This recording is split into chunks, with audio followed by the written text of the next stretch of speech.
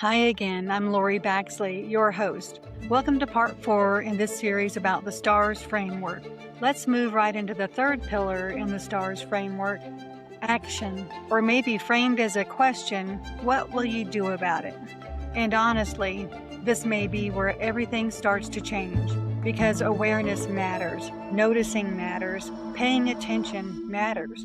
But awareness without action changes nothing. You can recognize the warning sign, feel that something is off, notice the pattern, sense the discomfort, but eventually there comes a moment of decision, a moment where awareness asks something of us. Theodore Roosevelt once said, "In any moment of decision, the worst thing you can do is nothing." And I think there's wisdom in that because sometimes the greatest risk isn't making the wrong move, it's making no move at all. Staying silent, ignoring the signal, explaining things away, hoping something changes while doing nothing different. So the third question in the STARS framework is this: what will you do about it? And I want you to notice something. That question is not what should somebody do, not what would most people do, not what you hope happens. The question is personal, direct, specific. What will you do? Because once something feels off, once you notice a trigger, you eventually face a choice. Will you act? Will you speak? Will you leave? Will you ask harder questions? Will you set boundaries? Will you get help? Will you tell the truth? Or will you explain it away, delay, freeze, hope things somehow change on their own?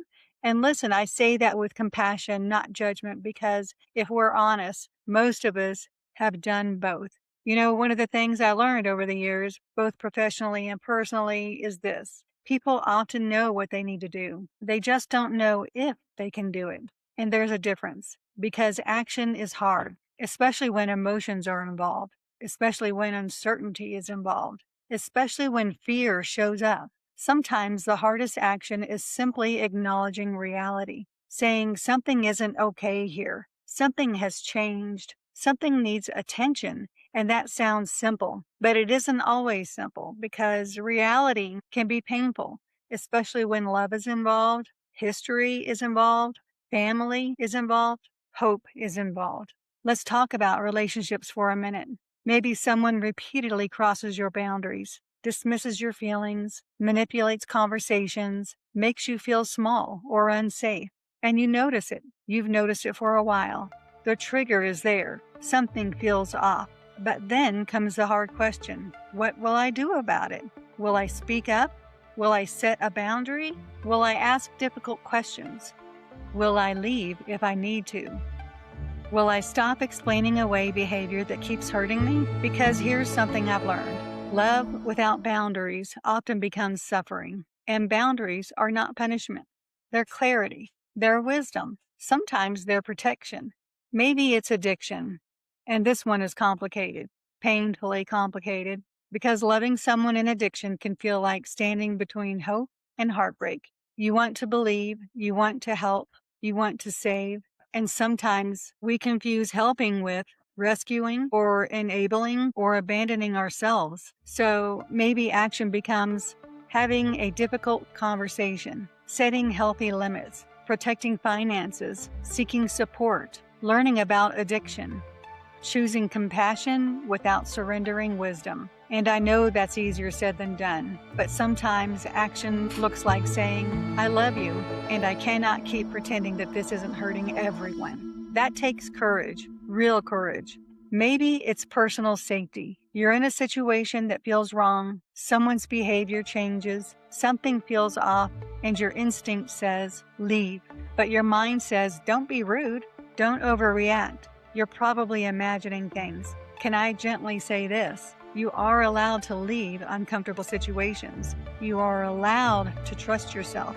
You're allowed to disappoint someone to protect yourself. Read that again, because too many people, especially good people, have been conditioned to prioritize politeness over safety. And I don't think wisdom requires us to ignore ourselves. Sometimes action is practical, simple, every day. Creating a plan, changing a routine, making a phone call, scheduling a therapy, going to treatment, checking on a friend, locking the door, learning something new. having the hard conversation, preparing financially, asking for help. Sometimes action is dramatic, but honestly, most meaningful action is small, quiet, and consistent. And I want to say something here about fear because fear gets a bad reputation, but fear itself isn't the enemy. Fear is information too. Fear says something matters, something feels vulnerable, something feels uncertain. The problem isn't fear. The problem is when fear becomes a decision maker because fear can freeze us. Fear can convince us, wait longer, stay quiet, don't upset anyone. Maybe it'll get better. Maybe you're wrong. And sometimes waiting costs us more than action ever would. You know what I've seen over and over? Courage rarely feels courageous in the moment. It feels uncomfortable, messy, uncertain, scary. Courage sounds more like, I don't know exactly what happens next, but I know I can't stay here. Or this conversation is hard, but avoiding it isn't helping. Or I don't have a perfect plan, but I need to take one step.